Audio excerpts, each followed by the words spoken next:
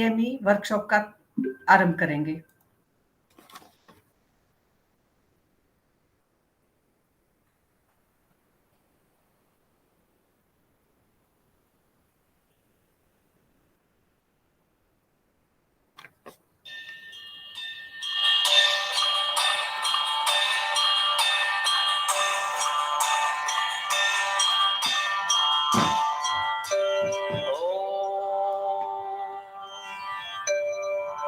नमामि धन्वन्तरिमादिदेवम् सुरासुरैर्वन्दितपादपद्मम् लोके जरारुभयमृत्युनाशम् धातारमीशं विविधौषधीनाम्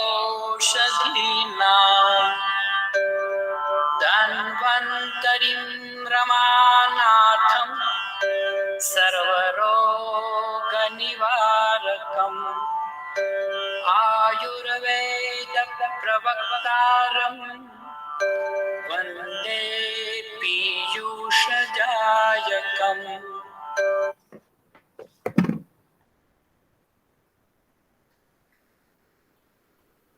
आचार्य धन्वंतरि की वंदना के बाद हम सबसे पहले डॉक्टर अनुभा से हमारे रसोई घर में प्रचलित जो उपयोग में मसाले हैं उनका उपयोग जानेंगे और उसके पश्चात हमारा आज का शुक्रवार का प्रत्येक दिन की तरफ एक मुख्य व्याख्यान भी रहेगा।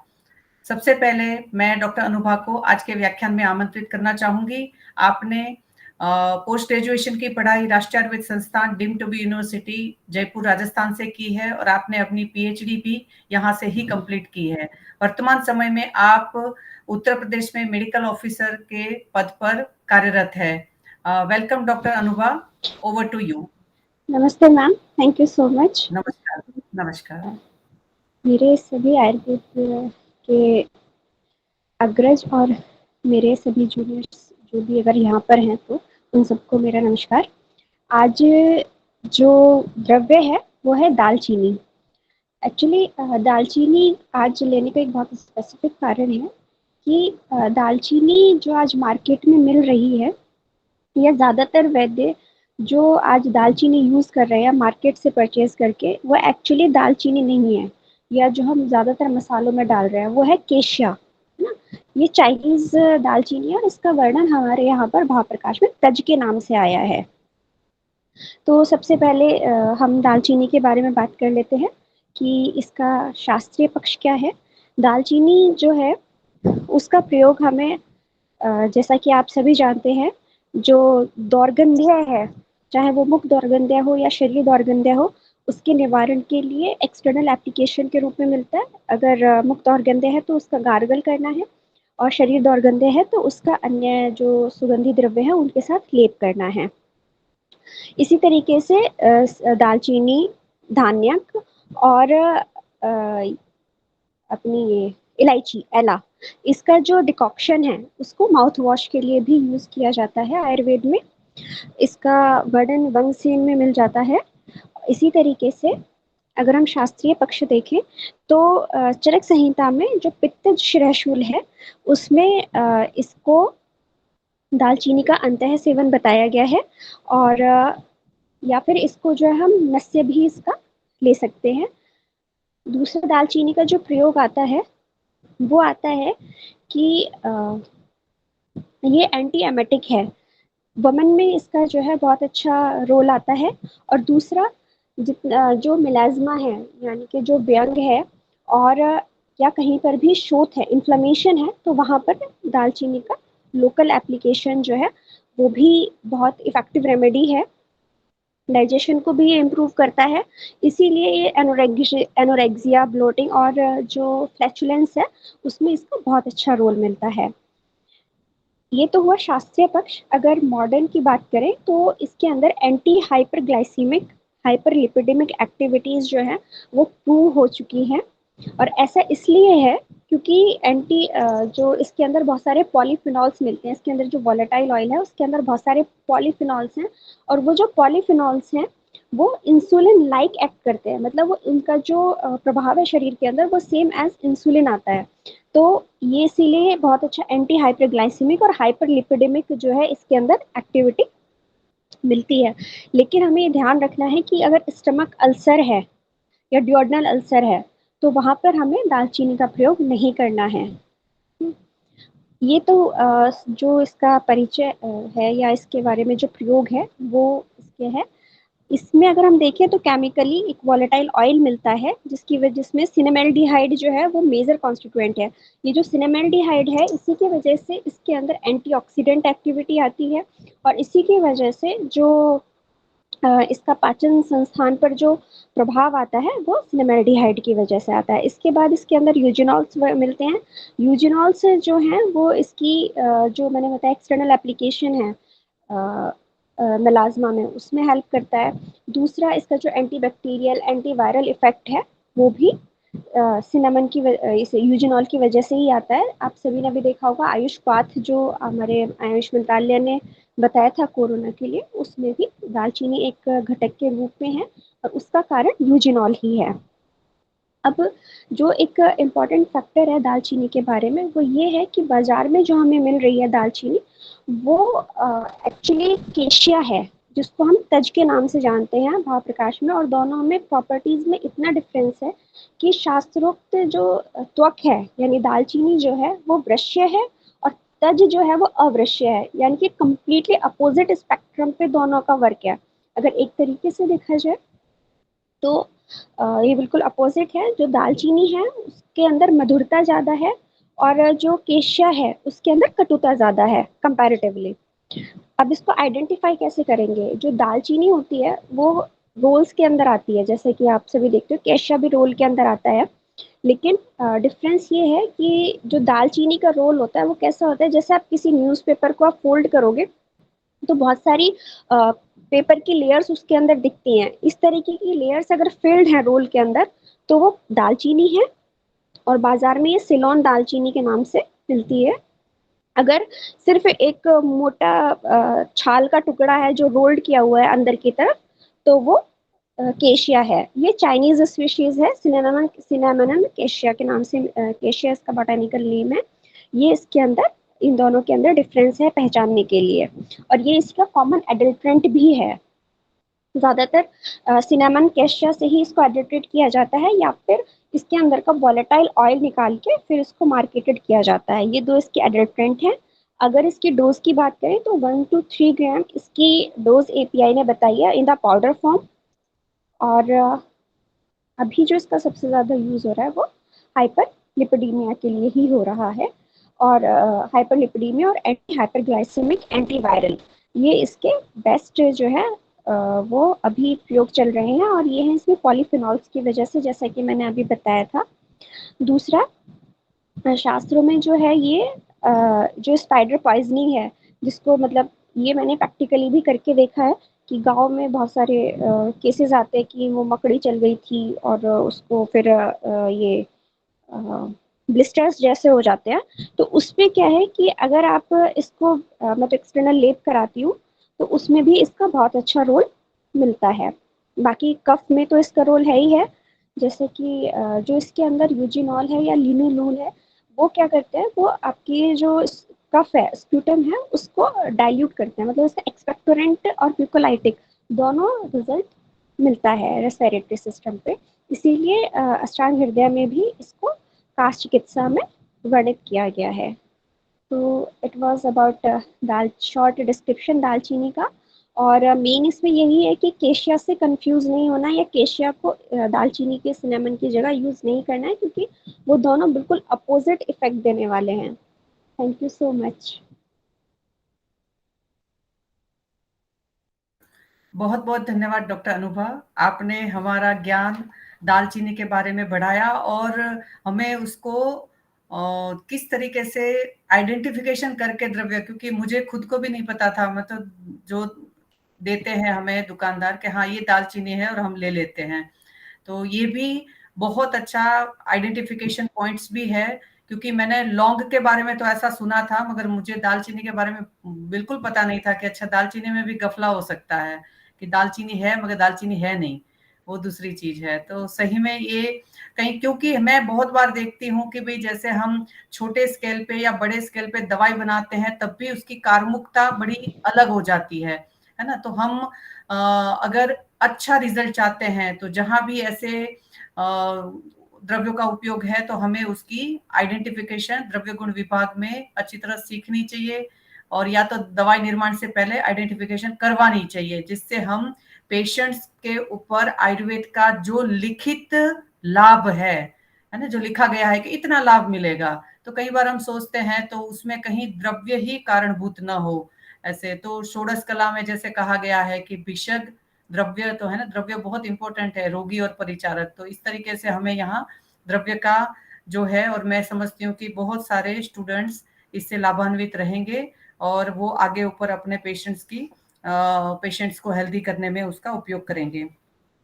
आज के व्याख्यान की तरफ आज हम अभी रुख करते हैं। मैं आज की स्पीकर डॉक्टर प्रिया देशपांडे जी का आपके सामने परिचय रखना चाहूंगी। डॉक्टर प्रिया देशपांडे जी, आपने BMS 1993 यूनिवर्सिटी ऑफ पुणे से कर रखी है, वहां से आप गोल्ड मेडलिस्ट है। आपने स्त्री रोग एवं प्रसूति तंत्र में MD किया है। उसके बाद अभी आप वर्तमान समय में असिस्टेंट प्रोफेसर PTSR डिपार्टमेंट तिलक आयुर्वेदिक महाविद्यालय पुणे में अभी कार्यरत है। आप कंसल्टेंट गायनेकोलॉजिस्ट पुणे में लास्ट 25 ईयर्स से काम कर रही है। Senior faculty International Academy of Ayurveda. You are director of ला Asia health care and the सूरदयम आयुर्वेदा। एंड आपने तेल अवीव इजराइल में विजिट करके वहाँ कुछ आयुर्वेद के एकेडमिक्स के लेक्चर्स भी आप लेती रहती है। तो ऐसे बहुत अच्छे विद्वान स्पीकर का मैं इस प्लेटफॉर्म पर आपका स्वागत करती हूँ, और मैं आपको आज के आपके लेक्चर्स के लिए मैं आमंत्रित करती हूँ। Over to you doctor Priya. Namaste. Thank you so नमस्कार। much, respected Hetal madam, for giving me this opportunity to interact with you all. I want your permission for sharing my screen.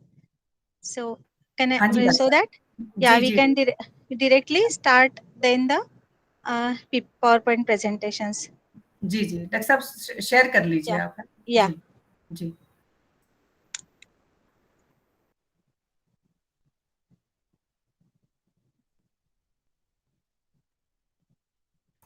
Am I audible, madam? जी जी आवाज Yeah, ठीक है and और presentation अच्छी तरह से दिख रही है डॉक्टर साहब। हाँ, and presentation उल्टी तो दिख नहीं रही है ना? नहीं बिल्कुल सही दिख रही है। Okay Yeah. Ji So, let us start today's topic, which is very interesting topic, and ADHD, attention deficit hyperactive disorder in children, then child obesity, and the relationship or management through Ayurveda. So, coming to the pediatrics in Ayurveda, there are sanskaras which we all know, which are explained in all the ancient Ayurveda texts, and we in India and also people worldwide are having a lot of importance nowadays regarding these sanskaras. So the contents in my presentation will be mainly first point topic will be child obesity, followed by ADHD, and then prevention through holistic approach. So what is pediatrics in Ayurveda? Kashyap Samhita, we all know, is Vriddha Jivak Tantra, and it is all inclusive of all the pediatrics, Kaumara Bhrutya Tantra, Kumara Bharana Dhatari, Kshiradosha Sambodharartham, all this is included in Kashyap Samhita. I'm little bit running fast because the topic is vast and I don't want to miss anything. And also I wish there should be time for the question answer session, which will be more interesting. So coming to the Kashyap Samhita points again. So for the students who are attending today's lecture, I request them to go through the Kashyap Samhita in detail regarding teeth and dental problems, which is explained in the Adhyayas, then Lakshanadhyaya, then Vedanadhyaya, which is special chapter which is useful for the diagnosis of diseases. If I'm in between अगर मेरी आवाज चली गई तो आप मुझे please mic on करके बता दीजिए। जी डॉक्टर साहब। हाँ जी yeah. Then there are smooth panchakarma therapies for children explained in Kashyap Samhita.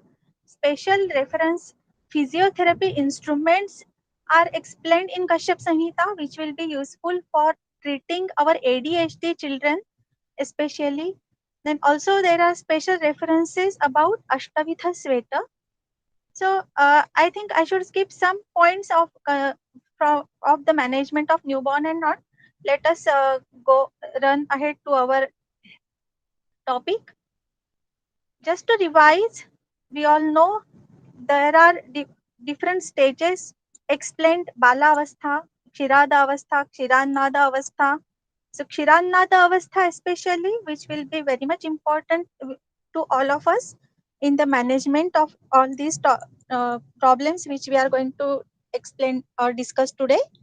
The references of Kshirannada Avastha are, you can get those references from Sushruta Samhita, Sutrasthan 35th Adhyay, Ashtanga Sangraha 2nd Adhyay, then Kashyapa Samhita, Khilasthana 12th Adhyay, Kshirannada Avastha.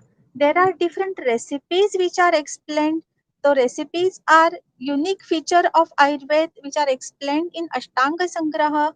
There are Prinan Modak explained. These are, we all know, sweet balls, modak का लड्डू जो हम बनाते हैं उसमें यष्टि मधु डालना चाहिए वगैरह ये सब. Then there are other recipes which, this is basic Ayurveda pediatrics which are we are going to utilize in our management of these two topics. To revise the sanskaras which are explained: Garbhadhana sanskar, Pusamvan sanskar to manage suprajanan, which is important, Simanto Nayan sanskar, जातकर्म संस्कार, कर्णवेधन संस्कार, नामकरण संस्कार, निष्क्रमण संस्कार, अन्नप्राशन संस्कार, मुंडन संस्कार, that is चूड़ाकर्म संस्कार, and then upanayana sanskar. So everything is very much important. And now we are going to discuss little bit more about child obesity. Obesity, we all know it is Medo rog, Medovah Strotasa rog, Atisthulya.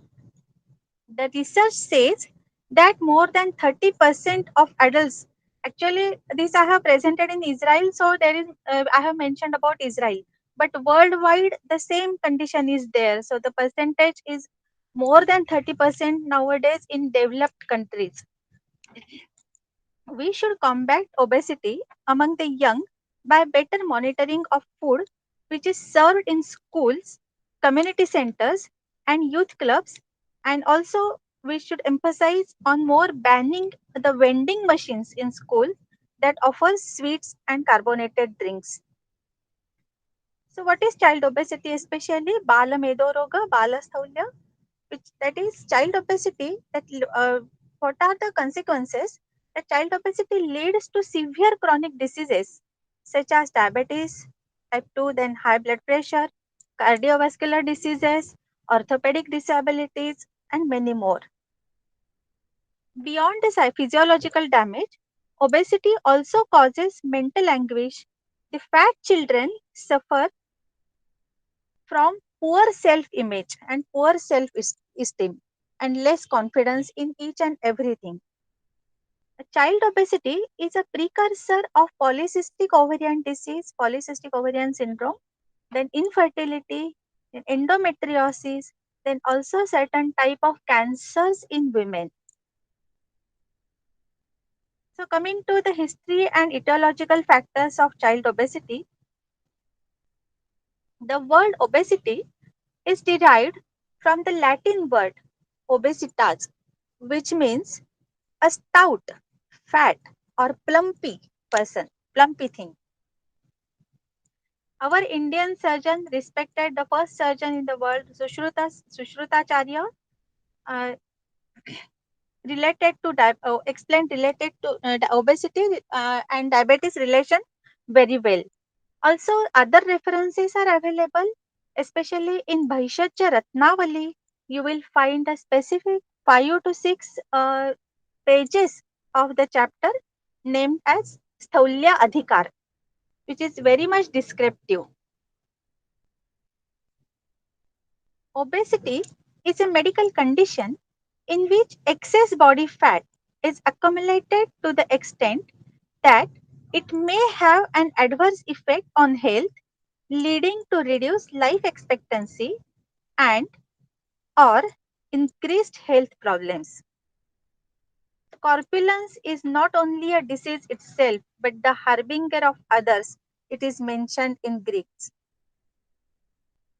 In Ayurveda, obesity references we find in 20 Nanatmaja Vyadhis of Kapha. It is mentioned. Also, it is mentioned in Medovah Strotasa Vikruti Medovah Strotasa Roga Vyadhi. The other references if you can find in Charak Samhita Sutrasthan 21st Adhyaya, then Charak Samhita Sutrasthan again 21st Adhyaya, the third number of there are many. Then Ashtanga Sangraha 18th Adhyaya, there is relationship between the taste, the rasas and obesity is explained. Also in Sushruta Samhita Sutrasthana 15th Adhyaya, Sushruta has mentioned that Ahara rasa is the main cause of obesity. And obesity, as I explained, it is explained in Nanatmaja Vyadhi, 20 Nanatmaja Vyadhi of Kapha. The symptoms of obesity are also included in the diseases of Sama Medo Dhatu. The reference is Charak Samhita Sutrasthan, 28th Adhyay, 15th stanza, Shlok. This is a diagram explaining adipose tissue. An individual whose increased adipose tissue and muscle tissue makes his hips, abdomen, breasts pendulous and whose vitality is much less than his body size is obese. This is what explained in Charak Samhita Sutrasthan 21st Adhyay 8th and 9th Shlok, and the interesting explanation and detailed explanation we find in the Tika. So coming to the causes, Hetu, etiological factors. The first is dietary, then behavioral, lack of exercise and all, sedentary lifestyle and all, then psychological, tension free attitude, then psychiatrist illness, then genetic susceptibility, endocrine disorders, and certain medications are also responsible for increasing percentage of child obesity.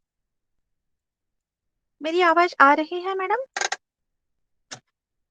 हाँ जी doctor साहब, बिल्कुल ठीक आ रही है। ठीक। So coming to the dietary causes, excess amount of guru, heavy to digest, then madhura, sweet, then cold and shita and oily snigdha. These are the gunas which are responsible for increase in the adipose tissue, medo vruddhi. Then excess dietary calories, repeated alcohol, all fatty food, bakery products, preserved and frozen food, etc. As we have the restriction of time, I'm not going to describe detail about the etiological factors. Let us run towards the samprapti, that is the pathogenesis.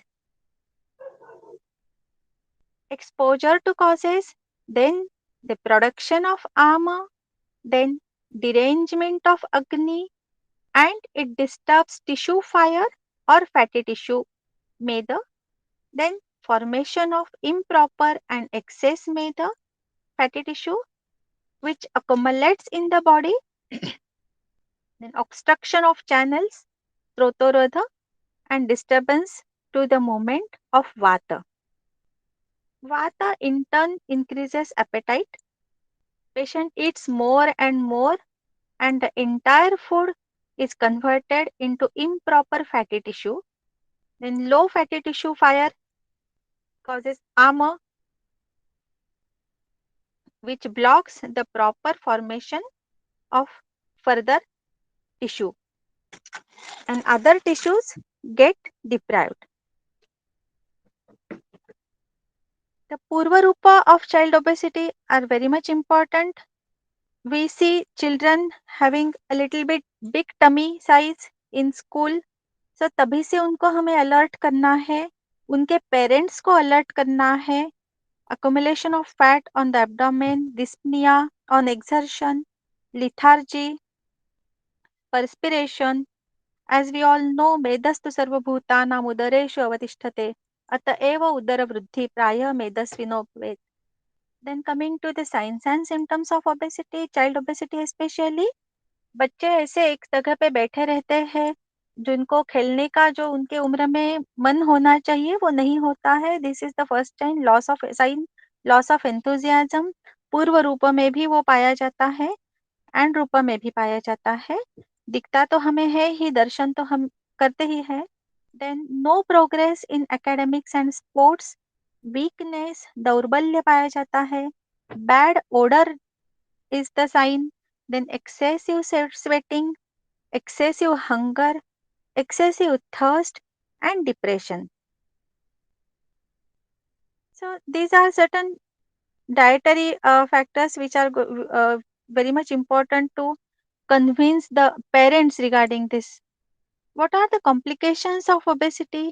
Diet के बारे में अभी इतना ज़्यादा जैसे हम आम students को एक्सप्लेन करते हैं, वैसा यहाँ I know all are the senior most respected वैद्यास और doctors who are attending this talk. So let us run ahead to the complications. Yoga Ratnakar में hypertension, hyperlipidemia, heart disorders, hyper acidity, kidney infection, arthritis, lipomas, fibroadenomas, ऐसे सब references पाए जाते हैं सब जगह के इकट्ठे करके. विच मुझे ऐसा इतने सालों में ऐसा लगता है, जब हम 30 ईयर्स से हम सब पढ़ाई कर रहे हैं तब, कि जो कुछ है सब रेफरेंस हमें कुछ ना कहीं स्कैटर्ड प्लेसेस में आयुर्वेद में संहिताओं में मिल ही जाता है. एंड ये सब इकट्ठा करके हमें उस पे एक जगह पे लाके डिस्कस करना है. इसलिए जैसे मैंने आपको भैषज्य रत्नावली का बताया, स्थूलाधिकार हमें सबने पढ़ना चाहिए, देन कश्यप संहिता का बताया, उसके बाद में जैसे योग रत्नाकर में ये जो अलग रेफरेंसेस है ये भी हमने सब पढ़ने चाहिए. Coming to one important point, constitution and obesity. As kapha constitution people, kapha प्रकृति के जो बच्चे हैं उनमें ये सब ज्यादा पाया जाता है. Because of slow metabolism already, kapha and meda qualities are same as we all know. Then पित्त प्रकृति में भी excessive and overeating of sweets वगैरह हो जाता है, तो उनमें भी ये सब पाया जाता है ज़्यादा. एंड वाता प्रकृति के जो बच्चे हैं उनमें बहुत सारा फ्लक्चुएशंस देखा जाता है. Usually these persons provide security against the nervousness और anxiety, ऐसा वाता प्रकृतियों में देखा जाता है. So for coming to the prevention point, from Ayurveda, जो डाइट है, आहार विहार, दिनचर्या, ऋतुचर्या, everything is very much important. बच्चों के मैनेजमेंट में ये सब पेरेंट्स की रिस्पॉन्सिबिलिटी है, ये इसलिए हमें उनको कन्विंस करना ज़्यादा जरूरी है. लाइफस्टाइल मैनेजमेंट, एक्सरसाइज, जो हमारी ऑथेंटिक दिनचर्या ऋतुचर्या है. Then weight loss program, specifically Ayurveda weight loss program, for weight management program for kids, हमें सब आयुर्वेद डॉक्टर्स ने स्पेसिफिकली रन करना चाहिए. पंचकर्म थेरेपी भी है, वो भी हम आगे डिस्कस करेंगे. And what clinical protocol should be followed वो भी डिस्कस करेंगे. So patient of obesity should be given food that will reduce kapha and meda, that is fatty tissue, but at the same time having anti-vata properties, ये हमें ख्याल रखना है. Then all the food substances should be dry, light, warm, without oils, without fatty substances, with pungent taste, mild bitter, mild rough, without sweet. Food should be with maximum concentration of fire and other elements. Then rules of eating should be strictly followed. No overeating, no frozen food, no spices. No hot spices are good, but not excessive. No sweets, which is very important. No ice creams, no chocolates. Care must be taken also that vata should not get aggravated at the same time. मुझे इन जो screen के side में messages आते हैं वो अभी दिख नहीं रहे हैं. सो मैडम, मेरी आवाज आ रही है? Am I audible? हाँ जी डॉक्टर साहब, बिल्कुल. हाँ, जी हाँ. जी या बिल्कुल. या सो वाटर भी वार्म चाहिए. Hot treated with pungent and bitter herbs, जैसे शंगपानी, मुस्तपर उशिरा, चंदनोदित, नागरी, ये जैसा है. ऐसे बहुत सारे कॉम्बिनेशन हमने हमारे आयुर्वेद में इतने सारे अलग अलग एक्सप्लेन किए हैं. वो सब प्रकृति के अनुसार एंड काल के अनुसार हमें यूटिलाइज करना चाहिए. Then group of herbs which is explained in Ashtanga Hridaya Sutra Sthanam 10th अध्याय. These are pungent herbs which are collected from our Sanhitas: Hingu, Maricha, Krimijit, then Panchakola, Pippali Pippili Mula, Chavya Chitraka Nagara, then Kutheradigana, Haritaki, fresh ginger, etc. Vidanga, Chavya Chitraka Sunthi, Panchakola are very much important. Then bitter herbs, Tikta Patol, Trayanti, Valaka, then Chandanam, Nimba, Katuka and Agaru. Other useful herbs are Vatsakam, then Sagaragota, which is Cisalpinia crista, which is we call it in Marathi, Naktamala in Sanskrit, then Dvirajani, Haridra, Daru Haridra, then Musta, then which is Cyperus rotundus, the best one, then Murva, Arushkam, Patha, Apamarga, Amruta. I have specifically mentioned all the Latin names. Then other therapies are regular massage with dry herbs. The dry massage is very much important. Hot potency herbs are used for deep massage, should be done so as to remove fat under the skin. Then medicated light oils may be used with hot herbs. Then lavanatela, mustard oil, then dhanyamla oil, which is medicated with cinnamon or camphor. Then for sedation will be with a strong fermentation, sauna with dry heat, and hot diaphoretic herbs like sage, ginger, etc. is advised. Then to increase tissue fire, धात्वाग्नि भी बहुत यहाँ जरूरी है. Comifera Mukul, then Carthamus tincturus, then Careya arobia, or there are groups explained in Dravya Guna text book. Then formation of ama is treated by toxin burning herbs like Trikatu and all. आमा संचिति होनी ही नहीं है, and वो भी detoxification आमा संचिति हमें दूर करनी है, आमा पाचन करना. देन ऑब्स्ट्रक्शन, स्त्रोतोरोध जो है, obstruction in channels is treated by fat reducing scraping herbs, लेखन द्रव्य जो बताए गए हैं सब, चित्रका, देन वचा etc. then haridra, honey, yawa, then पुनः वापस hot water, garam pani. Then care should be taken to avoid vata aggravation every time. The herbs for massage are collectively, you will find it those Latin names here: Terminalia gebula, Phalanthus embolica, Terminalia bellerica, Pterocarpus marspium, Ficus resinosa, Ficus religiosa, then Curcuma longa. All these are very much important. Oil for massage, which I have explained, lavana oil. Then considering the kids of kapha constitution and obesity, we can use dhanyamla kanji for massage along with the explained herbs powder. जो available है वो हम सब utilize कर सकते हैं. Exercises में तो मेरा सबसे पहला यह है कि बच्चों को बचपन से सूर्य नमस्कार सिखाना ही चाहिए. स्कूल्स में सब डॉक्टर्स ने, हमने अपने अपने पेशेंट्स को भी एंड अपने अपने व्याख्यानों में भी व्यायाम का ओबेसिटी में जो स्थौल्य का जो जहाँ जहाँ वर्णन पाया जाता है आयुर्वेद में, वहाँ वहाँ जो इतना अच्छा एक्सप्लेनेशन दिया है कि एकदम एक्सेसिव व्यायाम क्यों नहीं करना है, क्योंकि उससे वाता जो है वो शाखाओं में चला जाता है, and again it is not good. So अर्धशक्ति व्यायाम, यथाशक्ति व्यायाम, ऐसा सब बताया गया है, which is important in the management and advice of the kids exercises.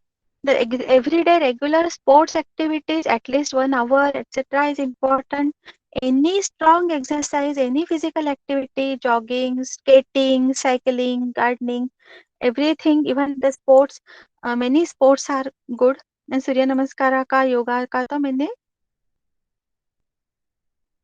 अभी आपको इम्पोर्टेंस जो बताया है, वो आप जहाँ जो स्टूडेंट अटेंड कर रहे हैं, उनका ये काम है कि उन्होंने अपने पेशेंट्स को, जो जूनियर वैद्य है, उन्होंने भी उसके ऊपर साइंटिफिक प्रूव करके, बहुत सारा रिसर्च पेपर्स अवेलेबल है एंड बहुत सारे संहिताओं में रेफरेंसेस अवेलेबल है इन सब के इम्पोर्टेंस के। इवन विकृति विज्ञान के, जो रोग विज्ञान के जो बुक्स अवेलेबल है, उसमें भी ये सब डिटेल एक्सप्लेनेशन किया है कि अर्धशक्ति व्यायाम का एक्सप्लेनेशन, सूर्य नमस्कारों का एक्सप्लेनेशन, हाउ इट एक्ट्स। जैसे हमें एविडेंस सब जगह पे लगता है, तो ये कैसे काम करता है, ये हमें पेशेंट्स को एंड फॉरेन के और इंडियन स्टूडेंट्स को एक्सप्लेन करके बता देना चाहिए। जैसे उनके ऊपर, मन के ऊपर ये ठसाना चाहिए हमने फिक्स करके। The internal medications now we will be discussing according to prakriti, according to agni. Always remember दुष्यम देशम बलम कालम अनलम प्रकृतिम वयः सत्वम सात्वम तथा आहारः अवस्थाश्च पृथग्विधः। ये सबका हम हमेशा ख्याल रखने वाले हैं while utilizing the internal, advising the internal medicines. After proper counseling, we will start the internal medications. The perfect dose, perfect anupana is very much important. Commonly used combinations are also available in the market. Triphala guggul है, विडंगादि लोह है, कंचनार गुग्गुल है, गोक्षरादि गुग्गुल है, मेदोपाचक है, आमपाचक है. So let us keep these few slides of the importance of study. We all know the importance of management of child obesity. The physical activity start with an active family. ये सबसे important है. Your kids need 1 hour or more physical activity each day. It's a simple guideline and it can make a big difference in your child's health and well-being. ये सब parents का ही जब counselling करते हैं हम, गर्भपूर्व संस्कार, जैसे अभी मैं हमेशा मेरे ऑल लेक्चर्स में बताती हूँ कि ब्राइड एंड ग्रूम पैकेज से यहाँ पे पूरा काउंसलिंग शुरू हो जाता है कि before marriage bride and groom investigations, then उसके बाद हम सबको पता है कि पंचकर्म विशुद्धस्य पुरुषस्य चापि इंद्रियम, और ऐसा भी हमारे स्त्री रोग कौमार भृत्य में एक्सप्लेन किया है कि एवं योनिषु शुद्धासु गर्भम विन्दति योषितः। जैसे हम प्री प्रेगनेंसी शुद्धिकरण process management by Ayurveda, everything should be planned 3 to 6 months prior to pregnancy, panchakarma and internal medications, everything is important even for the prevention of child obesity. जैसे बच्चों में भी, मदर्स में भी, उनको गर्भिणी अवस्था में भी बाकी कॉम्प्लिकेशंस नहीं चाहिए, जैसे कि जीडीएम है वगैरह, तो उनकी शुरुआत कब से होती है? उनकी शुरुआत तो, ये सब मैनेजमेंट की जो शुरुआत है फ्यूचर में, जो प्रिवेंशन का हम बात करते हैं, तो ये प्रिवेंशन स्टार्ट होता है रजस्वला परिचर्या से ही स्टार्ट होता है। जैसे हमारे इस नए जमाने में जो जो अनुकूल है, वो मॉडिफाई करके रजस्वला परिचर्या, हमें मॉडिफाइड रजस्वला परिचर्या फॉलो करने के लिए सब जगह पे हमें ध्यान देना चाहिए। The schools are powerful places to shape the health and education and well-being of children. Healthy students are better able to concentrate on their work, attend school on a regular basis and perform better in the class. So eat healthy at school, ये बहुत ही important है। बहुत बार अभी तो lockdown था, तो बच्चों का अभी भी घर से ही स्कूल शुरू है, तो भी ये सब बैठा बैठा लाइफस्टाइल हो गई है। ये सब तो है ही, उसमें भी बीच बीच में हम गाइड कर सकते हैं, जैसे हम अपने पेशेंट को गाइड करते हैं कि how to manage the work from home और the studies from home of the kids. बीच-बीच में कौन से एक्सरसाइजेस कैसे करने हैं, कब खाने को देना है। सो अध्यशन, ये सबसे बुरी लाइफस्टाइल हो गई है आजकल। जब स्कूल चालू था तब भी मॉर्निंग में कुछ तो कुछ खाना खा के बच्चों को स्कूल में भेजते हैं। फिर वहाँ पे जब शॉर्ट ब्रेक हो जाता है तो जो बाज़ार से ही खरीदा हुआ कुछ चिप्स वगैरह जंक फूड दिया जाता है, जो घर से दिया है। 2 घंटे में ही वो खा लेते हैं। उसके बाद में इमीडिएटली क्या होता है, लंच ब्रेक जब होता है, तब भी हेवी। लंच ब्रेक अगर 1 बजे हो गया एंड स्कूल अगर 3:30 को छूट गई, तो इमीडिएटली घर आने के बाद माँ जो है वो फोर्सफुली खाना देती है। So forced food food should be stopped. ये सब स्कूल मैनेजमेंट ही है, एंड जब अभी बच्चे घर में है तो होम मैनेजमेंट ही है। लाइफस्टाइल मैनेजमेंट जो बच्चों का है ये सब है, उनमें जो है फास्ट फूड जंक फूड का तो है ही, लेकिन जो वेंडिंग मशीन है जो पहले ही मैंने बताया था, उनमें भी सब ध्यान रखे, उन पे भी रेस्ट्रिक्शंस लाने चाहिए। So it is everything is explained in Kaumar Bhratya, Balrog, and even in Medo Roga Adhikar, Medovas, Trotasar, Vyadhis, and all. Even we all know the reference is found in Vyadhi Kshamatva and Nindita Purusha, जहाँ पे है वहाँ पे अति स्थूल जो है ये एक्सप्लेन किया है सब जगह पे. So the prevention is there, which is in our hands using our Ayurveda lifestyle, dinacharya, rutucharya, kshirada and kshirannada avastha management. So now let us run to the next point of our today's talk, which is attention deficit hyperactive disorder. So this is ADHD is our short form. About the hyperactive kids, we all हाँ, एक और मैं बताना चाहूँगी कि child obesity and सबके बारे में जिनको जिनको जो क्वेश्चंस है, मुझे अभी मैं चैट बॉक्स पढ़ नहीं पा रही हूँ, मुझे वो दिख नहीं रहा है, बट ये मेरा जो शॉर्ट टॉपिक अभी बचा है उसके बाद में मैं ज़रूर इंटरैक्ट होना चाहूँगी। जो आपको इंटरैक्टिव सेशन रहेगा तो बहुत अच्छा रहेगा, हम इसके ऊपर जो क्वेश्चंस रहेंगे उसके ऊपर डिस्कस करेंगे। About the hyperactive kids, we all know the kids who can't sit still, who never seem to listen, who don't follow the instructions, no matter how or you present them, or you who blurt out inappropriate comments in inappropriate times, ये जो बहुत बोल लेते हैं बीच में कुछ भी, उनके कुछ भी समझ में जल्दी नहीं आता है, ये सब है. Sometimes these children are labeled as troublemakers, or these children are criticized for being lazy and undisciplined. Occasionally, it is normal to forget the homework, but ये हमेशा अगर होने लगा तो ये सब हमें आयुर्वेद का वहाँ पे मदद लगने वाली है. छोटे छोटे बच्चों को भी जब हम छोटे अच्छे चूर्ण का कॉम्बिनेशन देते हैं तो डेफिनेटली आप सबको भी ये एक्सपीरियंस रहेगा, वो कितना सुंदर रिजल्ट मिलता है. The parent should know the perfect symptoms of ADHD for avoiding the negligence. Negligence is not always the ignorance is not always the bliss. तो negligence भी नहीं होना चाहिए और कौन सी चीज इग्नोर भी करनी नहीं चाहिए. ADHD is a disorder that appears in early childhood. The signs and symptoms of ADHD typically appear before the age of 7. It is sometimes very difficult to distinguish between ADHD and normal behavior. If you spot just a few signs and symptoms appear only in one situation, it may not be ADHD, but if the child shows a number of ADHD signs and symptoms, those are present across all the situations, or 3/4 times at home, or many times in the school or at play, then it's a time to pay attention on that particular child. So please don't wait for the diagnosis, but start our Ayurvedic medicines and lifestyle management, dinacharya, rutucharya, everything uh, explained in Ayurveda as early as possible. It is explained in Brihatrayi, our ancient Ayurvedic text that you all know, Jaya Eva Jayet Dosham, and also the importance of Swasthya Rakshanam.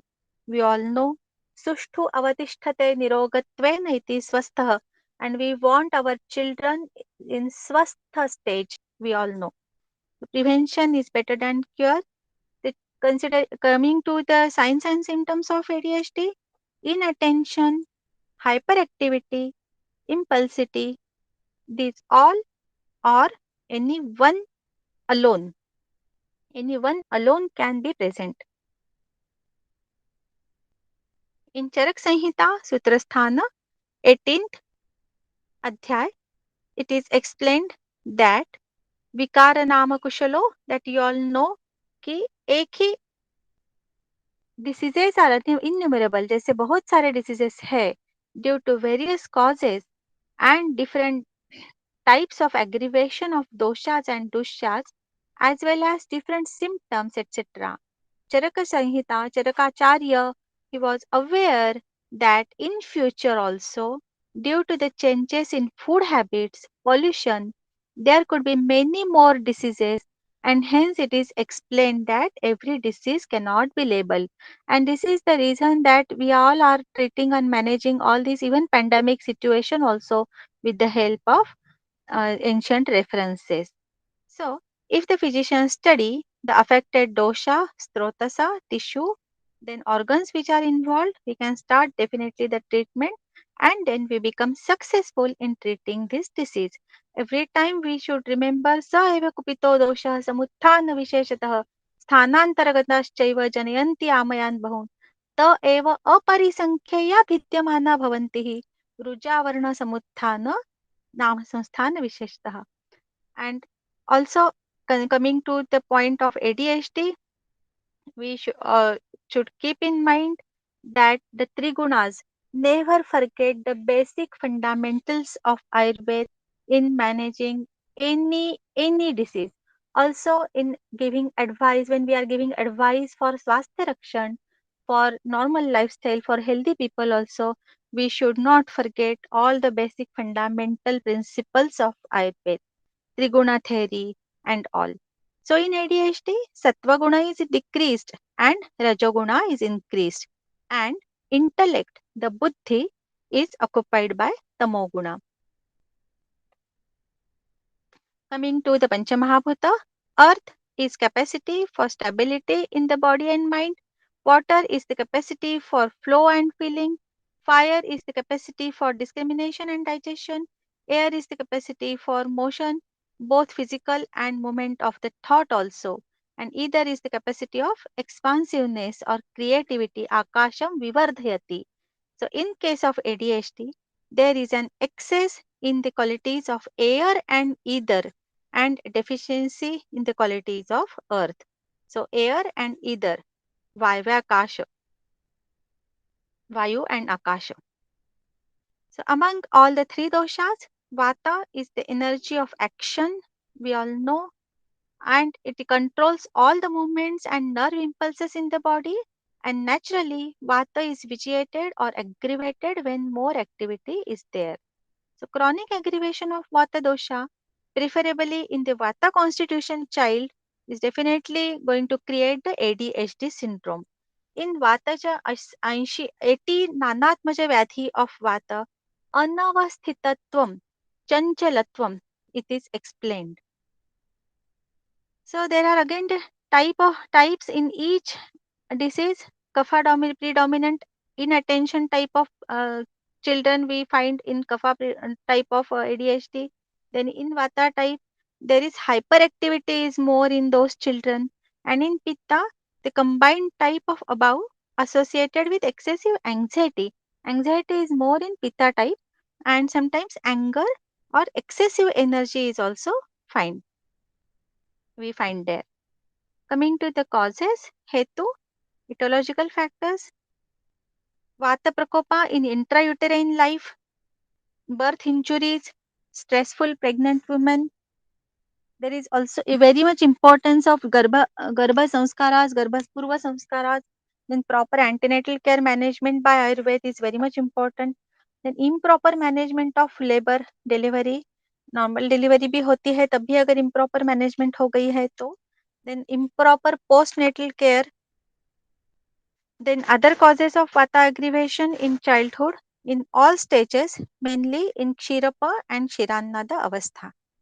Coming to the management of ADHD using Ayurveda, ADHD is related to intellect, that is Buddhi.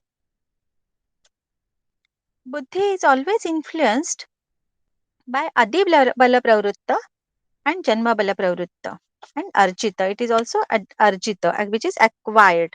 So Buddhi always receives its information through Jnanendriya, sense organs, and analyze the events according to its natural aptitudes, the psyche or responsiveness, is supposed to be the responsible for this activity.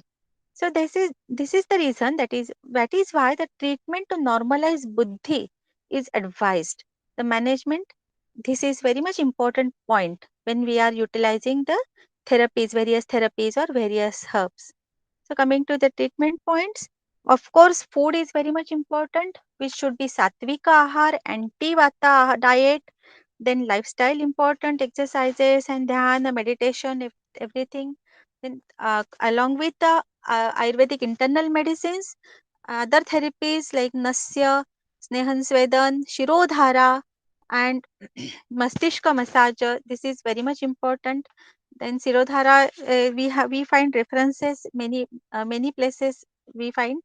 Then 5 Rasayana type of treatment is advised. Then education and behavior therapy, which is explained in Kashyap Samhita. Then support from school and home, which is very much important. And proper nutrition, again it comes, जो है खाना and वो अच्छा digest होना आयुर्वेद के हिसाब से ये ज्यादा इम्पोर्टेंट है. तो metabolism which is explained in Ayurvedic way. So what are the useful herbs in management of ADHD in children? Then Ashwagandha, Vidania somnifera, Bacopa maneri, Glycyrrhizia gebra, Centella asiatica, Allium sativum, Convolvulus puricaleus, then Benicassa hispida. You can take the screenshots. Lavandula stoches, then Acarus calamus and Vitex nigundo. Nirgundi also is very much important.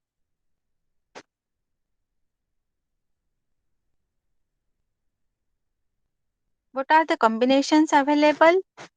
Granthokta and proprietary, Smriti Sagar Rasa, then Brihmana Rasayana, then Sarasvatarishta, then Sarasvata Churnam, Ashwagandharishta, Balarishta, Kumara Kalyanaka Medhya Ghruta, Brahmi Ghruta, Brahmi Prasha. स्मृति सागर रस तो मैंने पहले ही बोल दिया आपको. Medhya Rasayanas I explained, which impart stabilizing effect on mind. Herbs which promote the intellect and deeply nourish the neurological tissue. These herbs are the nervine tonics for these children. We all know Ashwagandha, Maunsi, Jatamansi, Nordosteches Jatamansi, then Shankhapushpi, Brahmi, Vacha, Gotukula, which is available readily in abroad many places, and they are very much interested in knowing all these herbs, especially Gotukula. Then Otstra also it is available in abroad. सो रजस्वला परिचर्या से ही हमें ADHD के बच्चों में prevention शुरू कर देना चाहिए. उनके मदर ने ऋतुकाल, जिस ऋतुकाल में गर्भधारणा होनी है उसके पहले जो रजक काल आएगा उसके रजस्वला परिचर्या, और उसके पहले ही बहुत, जैसे कि हम प्री प्रेगनेंसी प्लानिंग करना चाहते हैं तो एटलीस्ट 6 मंथ्स प्रायर रजस्वला परिचर्या आइडियली फॉलो करनी चाहिए सबने. देन ऋतुकाल के जो मेरा एक जो अलग टॉक है जो जिसमें मैंने एक पूरा menstrual cycle management and diet with दोषाश्चय प्रकोप प्रशम अवस्था ये सब डिस्क्राइब किया है. उसमें डिटेल मैं आपको लिंक भेजती हूँ जिसमें ऋतुकाल के जो रिचुअल्स है, जो डाइट करना है ऋतुकाल में, उसकी मैनेजमेंट है हर एक स्टेज की, वो कम्प्लीटली फॉलो करनी चाहिए, जो हमारे पूरे ग्रंथों में, आयुर्वेद टेक्स्ट में, संहिताओं में बहुत अच्छे तरह से वर्णन किए हैं. ये सब हमें ढूंढ के कलेक्शन करना चाहिए एंड इम्प्लीमेंटेशन करना चाहिए. Then for ADHD prevention, mother में पांडु निवारण, prevention of anaemia and all, and पांडु भी एक्चुअली हमारे तरफ से तो व्यापक ही है, एक वर्णन है उसका. Then importance of Garbha Sanskar, all sanskars are important, and Shiranad Avastha, Ahar Vihar, complete lifestyle management is important. So actually topic में डिस्क्रिप्शंस तो बहुत सारे हैं, but considering the restricted time मैं अभी यहाँ रुकती हूँ.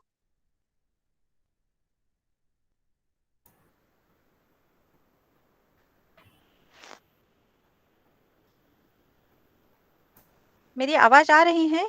जी जी डॉक्टर साहब. हाँ. सो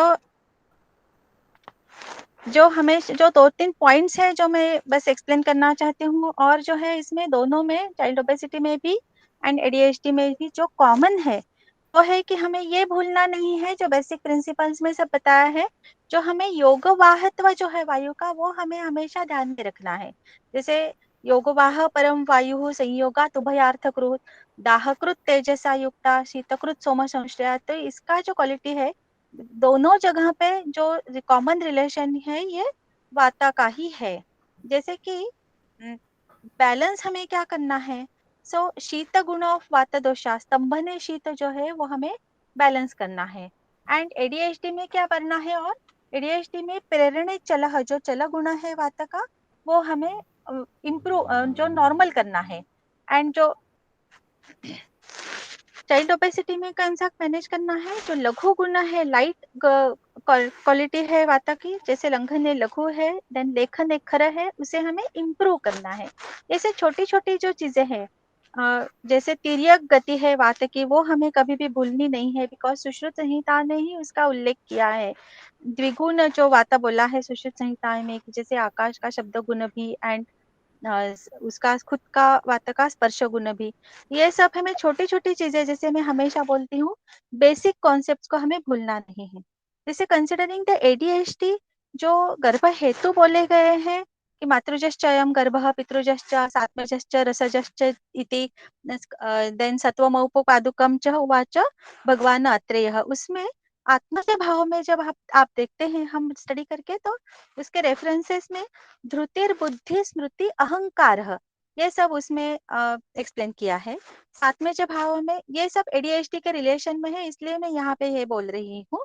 हमें क्या किसी किसी चीजों का प्रिवेंशन में ख्याल रखना है। तो ये धृति स्मृति धृतिर बुद्धि स्मृति अहंकार, ये जो है आत्मेज भाव का। देन सातवें भाव का जो है वो आरोग्यम अनालस्य अलोलुपत्वम इंद्रिय प्रसाद, इसमें इंद्रिय प्रसाद महत्व का है इसका। लेकिन रसज भाव जो बोले हैं उसमें ये स्पेसिफिकली मेंशन है, शरीर से अभिनिवृत्ति के बाद में ये बोला है कि अभिवृद्धि प्राणानुबंध तृप्ति पुष्टि उत्साह, ये सब जो चीजें हैं ये दोनों इसमें जरूरी है, एडीएचडी एंड चाइल्ड ओबेसिटी दोनों में रसज भाव की। एंड देन सत्वज में उल्लेख किया है चंचलत्व का, अनवस्थितत्व का। तो ये छोटी छोटी चीजें हैं जो हमें गर्भावस्था के पहले से गर्भी देन शुक्र शोणित संयोग होने के तुरंत बाद में भी इसकी सबका हर एक स्टेज में ख्याल रखना है। So madam I think let us welcome some question answers. जी जी डॉक्टर साहब, बहुत ही बढ़िया आपने एक्सप्लेनेशन दी। इसमें चैट बॉक्स में डॉक्टर ममता ने पूछा हुआ है role of parents in ADHD.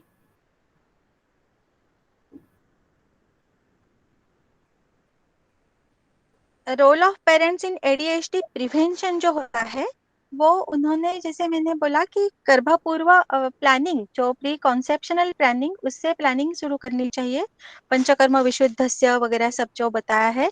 Then कुछ हर्ब्स है जो उनका ये सब जो सत्व गुण बैलेंस करते हैं दोनों का, जैसे अनंत मूल है, धुमासा है, दुरालभा है, ये सब हमें यूज करने चाहिए। एंड जब हमें डायग्नोस होता है, उन्होंने उनके जो माइलस्टोन्स है जो पूरा देख के जब उनको लगता है, तो उसी से पहले से ही immediate Ayurvedic management, right from the स्नेहन स्वेदन, जो बेसिक स्नेहन है ओलिएशन, उससे देन मस्तिष्क मसाज से, ये सब सबसे करना चाहिए। एक्चुअली प्रिवेंशन जो मैंने बताया कि पेरेंट्स का प्रिवेंशन प्रेगनेंसी प्लान करने से पहले ही होना चाहिए, ये पेरेंट की रिस्पॉन्सिबिलिटी है to plan a perfect management through Ayurveda treatment and the pregnancy. जी डॉक्टर साहब, नेक्स्ट क्वेश्चन है डॉक्टर करिश्मा जी का। Ma'am kindly explain behavioural therapies.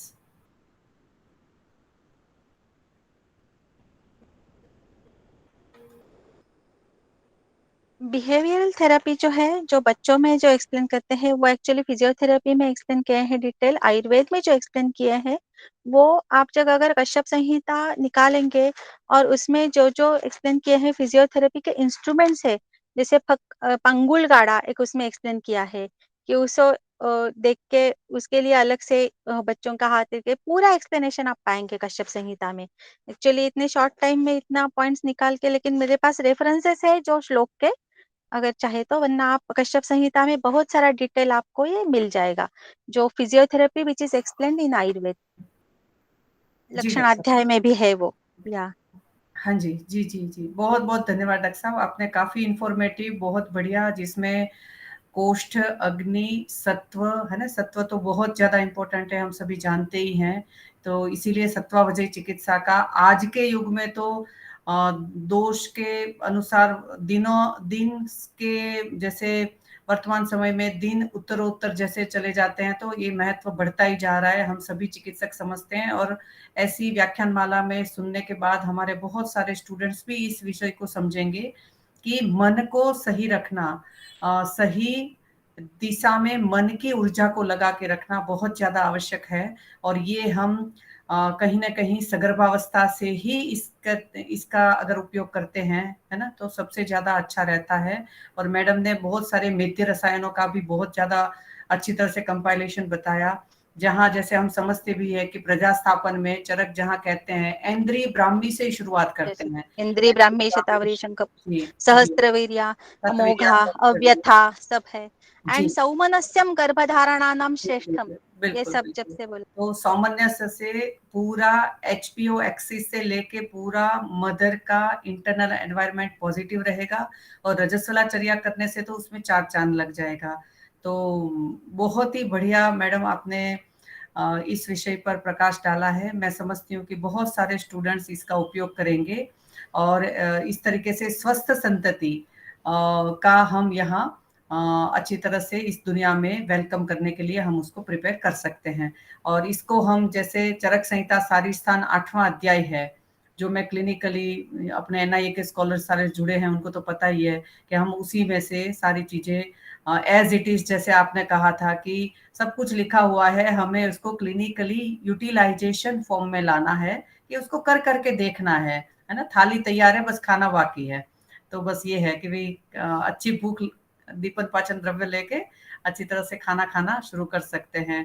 तो बहुत-बहुत धन्यवाद मैडम, आज हमारे निवेदन पर यहाँ आए और हम सभी का इस लेक्चर के माध्यम से ज्ञानवर्धन किया, और इस ज्ञान यज्ञ में आहुति देकर हम जो अनवरत एक प्रयास करना चाहते हैं कि लोगों में हम आयुर्वेद की चिकित्सा लेकर सबल पक्ष लेकर जाए, वो इन चीज़ों को समझे कि त्रिदोष और पंचमहाभूत कहीं न कहीं हमारे खान-पान में, हमारी रसोई में, हमारे मसालों में, हमारे जीवन यापन में सद्वृत के रूप में हर एक जगह वो छाया हुआ है, उसको पहचानने की आवश्यकता है।